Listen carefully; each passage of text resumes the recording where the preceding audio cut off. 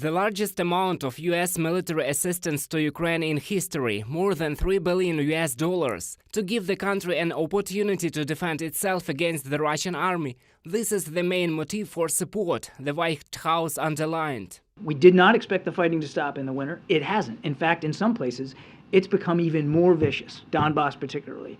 And so we want to make sure that the Ukrainians are well kitted out and well suited for the fighting that they're going to be facing in the next couple of months. Russian propaganda is tirelessly trying to convince its audience that Kyiv is just a puppet of Washington, but the main goal of the United States, which has been stated many times, is to help Ukraine defend its sovereignty and independence from the Russian army, which does not disdain any methods of waging a war of conquest.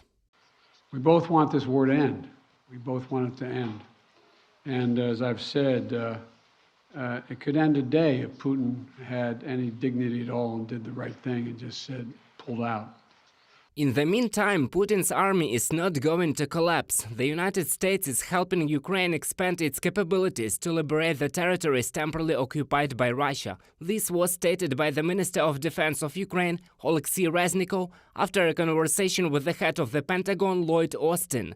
Moscow has not reacted in any way to the new military aid, which includes Bradley infantry fighting vehicles, artillery systems, armored personnel carriers, rockets and ammunition. After all, the Russian propaganda itself chooses the time when Ukraine's new weapons are threatened that is suitable for their information operations, and when it's not.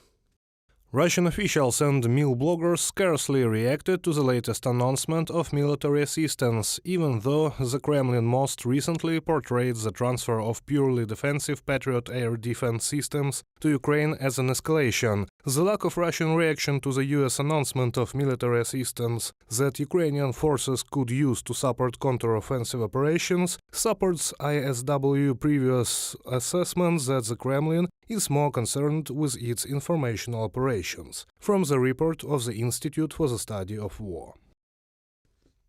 $225 million out of the announced $3 billion in assistance will be used to modernize the Ukrainian army. From the end of January, the Ukrainian military will begin training to work with Patriot air defense systems in the United States. At the same time, control over the audit of military aid to Kyiv continues.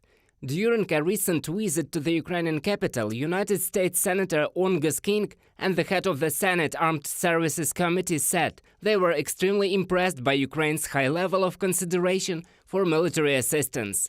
Reported by Roman Smoler, Yulia Bezborodko, UATV News.